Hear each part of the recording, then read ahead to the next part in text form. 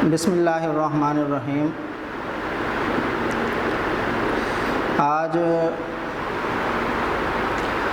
22 جون 2020 بروز پیر ہمارا مطالعہ پاکستان کا لیکچر نمبر 20 ہے۔ آج کے اس لیکچر میں ہم نے سبق نمبر 2 کا سوال نمبر 7 مسئلہ کشمیر کی ابتدا اور ارتقاء کے متعلق پڑھنا ہے۔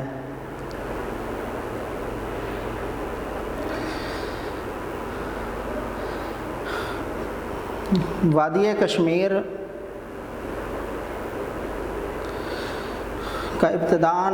پس منظر میں آپ کے سامنے واضح کر دوں کہ کشمیر کی وادی پاکستان کے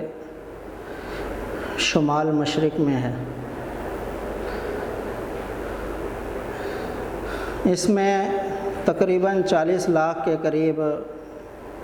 آبادی تھی، جس میں 80 سے 90% کے درمیان مسلمان تھے۔ انگریزوں نے جب ہندوستان پر حملہ کیا تو سن 1858 میں کشمیر کی وادی پر قبضہ کیا اور ایک ڈوگرا راجا ہری سنگھ کے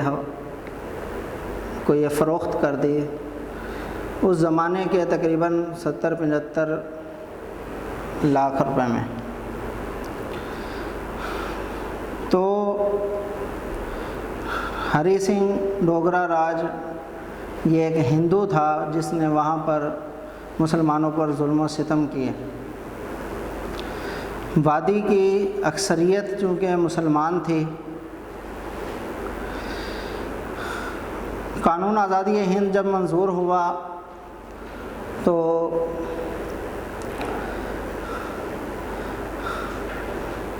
برطانوی راج نے یہ قانون منظور کیا کہ جو مسلم ریاستوں کے متعلق اس میں یہ حکم دیا گیا تھا کہ اس کے بادشاہ اور راجا جس ملک کے ساتھ الحاق کرنا چاہیں وہ الحاق کر سکتے ہیں، لیکن راجاؤں کو یہ حکم بھی دیا گیا کہ اپنی عوام کی رائے کا لحاظ رکھیں گے۔ لیکن ہری سنگھ نے عوام کی رائے کے خلاف بھارت کے ساتھ الحاق کا فیصلہ کر لیا، جس پر مسلمان مجاہدین نے ان کے خلاف، وہاں کے کشمیر کے مسلمانوں نے ان کے خلاف تحریک آزادی کا آغاز کیا۔ اب پس منظر کو اگر ہم دیکھیں، قانون آزادی ہند کی روح سے ریاست مناوادار تھی، ریاست جونا گڑھ تھی۔ یہ وہ علاقے تھے جہاں کے حکمران مسلمان تھے، لیکن رعایا کی اکثریت ہندو تھی۔ تو رعایا کے حوالے سے برطانیہ کے جو سربراہ تھے لارڈ ماؤنٹ بیٹن، انہوں نے ان کے الحاق کا فیصلہ کیا کہ یہ ہندوستان کے ساتھ، بھارت کے ساتھ جو ہے وہ الحاق کریں گے۔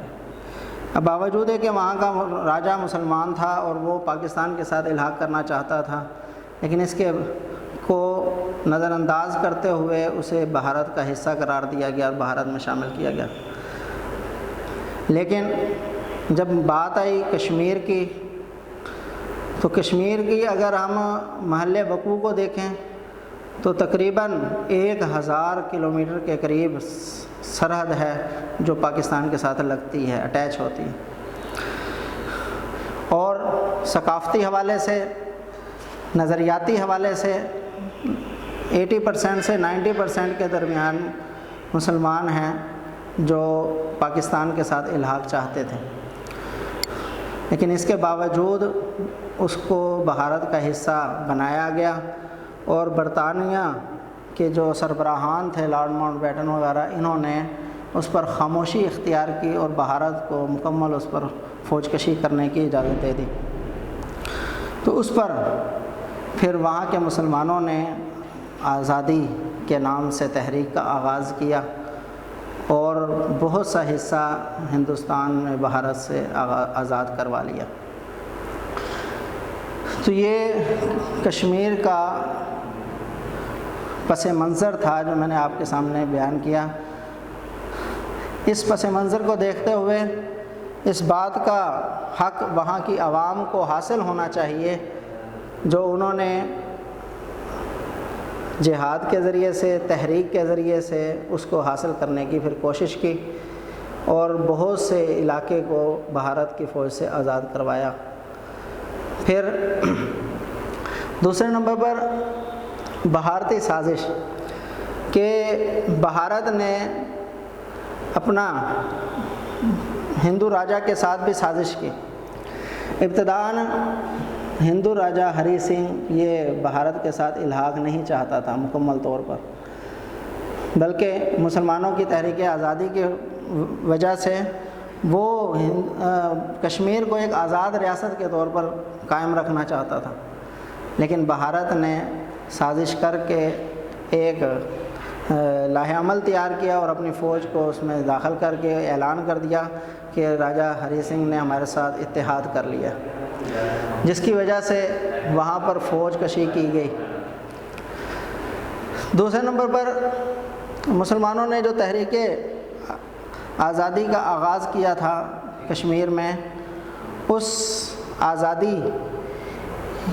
تحریک آزادی کے بعد جب انہوں نے بہت سے علاقے پر مسلمانوں نے قبضہ کر لیا، مسلمانوں نے بھارت سے آزاد کروا لیا، تو پھر بھارت مسئلہ کشمیر کو اقوام متحدہ میں لے گیا۔ اقوام متحدہ نے سلامتی کونسل کا اجلاس طلب کیا، اور اس میں بھارت کی طرف سے یہ درخواست پیش کی گئی کہ کشمیر کے اندر جنگ بندی عمل میں لائی جائے۔ پاکستان جو ہے وہ اس میں مداخلت کر رہا ہے، اور ہمارا کشمیر کے اوپر حق ہے، کشمیر نے ہمارے ساتھ الحاق کیا ہے، جس کی وجہ سے جو ہے یہ پاکستان زیادتی کر رہا ہے۔ حالانکہ اس وقت تحریک آزادی کا حصہ بننے والے کشمیری مسلمان تھے، کشمیری لوگ تھے، جنہوں نے کشمیر سے آزادی حاصل کی تھی،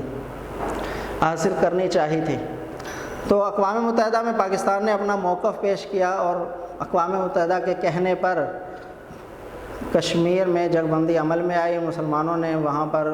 اپنی پیش قدمی کو روک دیا۔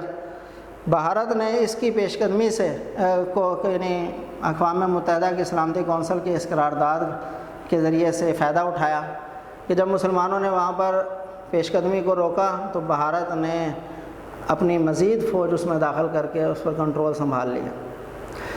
پاکستان نے مسئلہ کشمیر کا دفاع اقوام متحدہ کی سلامتی کونسل میں کیا، اور سلامتی کونسل سے یہ فیصلہ کروایا کہ کشمیر کا مسئلہ عوام کی رائے سے حل ہونا چاہیے۔ کشمیریوں کو یہ حق دینا چاہیے کہ وہ اپنے مستقبل کا فیصلہ خود کریں، وہ خود اپنے بارے میں رائے دیں کہ وہ پاکستان کا حصہ بننا چاہتے ہیں یا ہندوستان کا۔ چنانچہ اقوام متحدہ کی سلامتی کونسل نے یہ فیصلہ دیا کہ مسلمانوں کو یہ حق دیا جائے، کشمیر کی عوام کو یہ حق دیا جائے کہ وہ اپنا فیصلہ خود کریں۔ لیکن بھارت نے سلامتی کونسل کے اس فیصلے کو ماننے سے انکار کر دیا، اور آج تک وہ اپنے اس ہٹ دھرمی پر ڈٹا ہوا ہے۔ اقوام متحدہ کا فیصلہ اپنی جگہ پر آج بھی برقرار ہے کہ عوام کو اس کی رائے کا حق دیا جائے گا، اور اس کی فیصلہ اس کی رائے کے مطابق کیا جائے گا۔ تو ابھی پچھلے سال کی بات ہے جب بھارت نے اپنے آئین کے اندر تبدیلی کی تھی اور کشمیر کی آزاد حیثیت کو ختم کر کے اس کو بمبئی کا حصہ شامل کیا تھا، بمبئی میں شامل کر لیا تھا، اور جس پر پوری دنیا کے اندر احتجاج کیا گیا۔ خود آج بھی تقریباً 6 ماہ سے زیادہ ہو چکے ہیں جس میں کشمیری اپنے حق آزادی کو حاصل کرنے کے لیے احتجاج کر رہے ہیں۔ تو پاکستان کا موقف کشمیر کے حوالے سے آج بھی واضح ہے اور ہر لحاظ سے پاکستان اس کا دفاع کر رہا ہے، لیکن کشمیری جو پاکستان کے ساتھ الحاق چاہتے ہیں ہمیں بھی اس میں اپنا کردار ادا کرنا چاہیے۔ ہمیں اپنی حکومتوں کو مجبور کرنا چاہیے کہ وہ مسئلہ کشمیر کے حوالے سے اپنی دو ٹوک پالیسی اختیار کریں اور سخت موقف اختیار کریں۔ جیسے بھارت نے ایک سخت فیصلہ لیا ہے، ایسے ہمیں بھی اس کے متعلق سخت فیصلہ لینا چاہیے، کیونکہ وہ پاکستان کا حصہ ہے، تھا اور رہے گا۔ تو یہ ہمارا مسئلہ کشمیر کے حوالے سے ٹاپک تھا، اور اس کی یہ چند مخصوص ہیڈنگز ہیں جس کو ہم سامنے رکھتے ہوئے اس کو وضاحت کے ساتھ بیان کر سکتے ہیں۔ اس میں سب سے پہلے کشمیر کا پس منظر ہے کہ ابتداً کس طریقے سے کشمیر جو ہے وہ کا مسئلہ پیدا ہوا اور اس میں پاکستان کا موقف کیوں آیا سامنے۔ دوسرے نمبر پر قانون آزادی ہند ہے، جس نے کشمیر کی عوام کو یہ حق دیا تھا کہ وہ پاکستان کے ساتھ الحاق چاہتے ہیں یا بھارت کے ساتھ الحاق، وہ کسی کو بھی کے ساتھ الحاق کو چاہتے ہیں، تو یہ ان کا قانونی حق ہے جو انہیں ملنا چاہیے۔ تیسرے نمبر پر بھارتی سازش، کہ بھارت نے کس طریقے سے سازش کر کے کشمیر کے اندر اپنی فوج داخل کی اور کس طریقے سے انہوں نے انہیں کشمیری عوام کو اپنے ماتحت کرنے کی زبردستی کوشش کی ہے۔ تحریک آزادی ہند، کہ بھارت کے اس سخت رویے کے خلاف کشمیر کی عوام نے جو اپنی آزادی کی تحریک چلائی ہے، تو اس کو ہم بیان کریں گے کہ تحریک آزادی کس طریقے سے اس کا انہوں نے آغاز کیا، اس کو ارتقاء تک پہنچایا اور آج کس طریقے سے وہ اس کو آگے بڑھا رہے ہیں۔ 5ویں نمبر پر ہے مسئلہ کشمیر اقوام متحدہ میں، کہ ابتداً بھارت اس کو اقوام متحدہ میں لے کر گیا تھا، کیونکہ اسے نظر آ رہا تھا کہ مسلمان تحریک آزادی کے ضمن میں کشمیر جو ہے وہ ان سے حاصل کر لیں گے، اور اسے بری طرح اس میں شکست ہو رہی تھی، تو اس نے اقوام متحدہ کو بیچ میں شامل کر کے اس جنگ بندی کو، یعنی اس جہاد کو رکوانے کی کوشش کی۔ جنگ بندی عمل میں آئی اور پھر اس نے اس سے فائدہ اٹھاتے ہوئے کشمیر میں اپنی مزید فوج داخل کر کے اپنے قبضے کو مضبوط کر لیا۔ 6 نمبر پر استصواب رائے کا فیصلہ، کہ اقوام متحدہ میں جب مسئلہ کشمیر گیا تھا تو پاکستان نے کشمیر کا دفاع کیا، اپنی رائے کا دفاع کیا، اور اقوام متحدہ کو اس بات پر مجبور کیا کہ وہ استصواب رائے کا فیصلہ کرے۔ چنانچہ اقوام متحدہ نے باقاعدہ طور پر قرارداد منظور کی اور کشمیر میں استصواب رائے کا فیصلہ کیا، اور بھارت کو اس بات پر آمادہ کیا کہ وہ استصواب رائے کروائے، لیکن اس وقت بھارت نے مان لیا کہ ہم استصواب رائے کرائیں گے، بعد میں وہ اپنے اس سے پھر گیا۔ چنانچہ بھارت کی ہٹ درمی آج بھی قائم ہے۔ 7واں پوائنٹ ہمارا یہی ہے کہ بھارت اس فیصلے سے منکر ہو گیا اور اس نے آج تک اس فیصلے کو نہ مانا، اور بھارت جو ہے وہ کشمیر کے اندر استصواب رائے کرانے پر ابھی بھی تیار نہیں ہے، اور آج بھی وہ کئی سالوں سے ظلم کرتا آ رہا ہے۔ اب تو مسلسل کئی مہینوں سے اس نے کشمیر پہ کرفیو نافذ کیا ہوا ہے، اس کے باوجود وہاں کے مسلمان جو ہے وہ آج بھی پاکستان کا حصہ بننے کے لیے تیار ہیں۔ تو اس سوال کو، یہ لانگ کوسچن ہے اور اہم ہے آج کے حالات کے لحاظ سے، اس کے تقریباً 80 سے 90% چانس ہے کہ یہ بورڈ میں ہمارا حصہ بن سکتا ہے۔ ویسے بھی کشمیر کے متعلق ہمیں ہر صورت آگاہ ہونا چاہیے اور اپنے خیالات اور جذبات کو سوشل میڈیا کے ذریعے سے حکومتوں تک پہنچانا چاہیے، تاکہ حکومت اس پر مزید اپنے موقف کو واضح کر سکے اور سختی لا کر بھارت کو مجبور کر سکے کہ وہ کشمیر کے اندر ظلم ختم کرے اور اسے پاکستان کا حصہ بنائے۔ جی، جزاک اللہ۔